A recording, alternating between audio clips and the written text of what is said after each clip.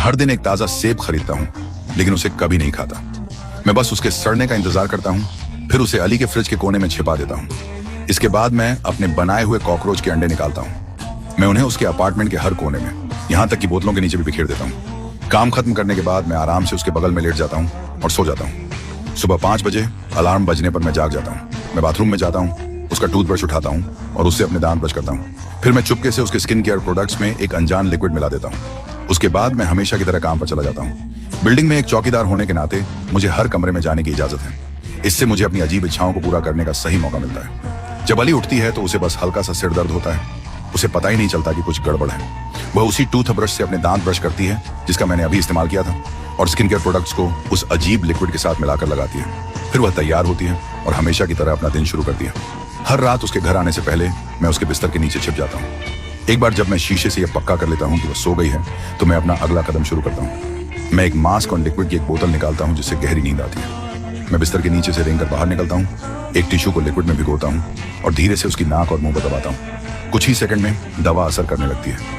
मैं तब तक आराम नहीं करता जब तक मुझे यकीन न हो जाए कि वह पूरी तरह से बेहोश है। फिर मैं मास्क हटाता हूँ और अपना बदसूरत चेहरा दिखाता हूँ। अगले कुछ दिनों तक मैं यही रूटीन दोहराता हूँ। थोड़ी देर बाद अली को पूरे शरीर में खुजली होने लगती है। उसके चेहरे पर काले धब्बे दिखने लगते हैं। उसे पता नहीं है कि ये दवा के साइड इफेक्ट हैं। एक हफ्ते बाद उसकी हालत और खराब हो जाती है।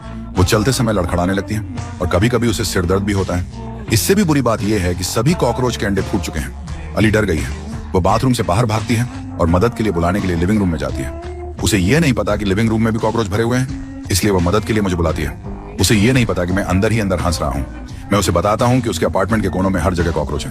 वो चौंक जाती है और तुरंत कुछ दिनों के लिए अपनी माँ के घर रहने का फैसला करती है और अपार्टमेंट मुझे संभालने के लिए छोड़ देती है। मैं तुरंत शुरू करता हूँ। मैं उसका सारा मेकअप और कपड़े पैक करता हूँ और उन्हें काले कूड़ेदान में फेंक देता हूँ। फिर मैं एक स्प्रेयर लेता हूँ और हर कोने को डिसइंफेक्ट करता हूँ। जब मेरा काम हो जाता है तो मैं अली को फोन करता हूँ और उसे बताता हूँ कि जगह अब सुरक्षित है। मैं अपने औजार पैक करता हूँ और उसे अपार्टमेंट घुमाता हूँ। फिर मैं फिर से बिस्तर के नीचे छिप जाता हूँ और उसका इंतजार करता हूँ। लेकिन इस बार अली अपने बॉयफ्रेंड को घर ले आती है। जब वे ऊपर इंटीमेट हो रहे होते हैं तो मैंने जो लिक्विड की बोतल छिपाई थी वो मेरे हाथ से फिसल कर मेरे चेहरे पर गिर जाती है। अगर मैं जल्दी नहीं निकला तो मैं 2 मिनट में सो जाऊंगा।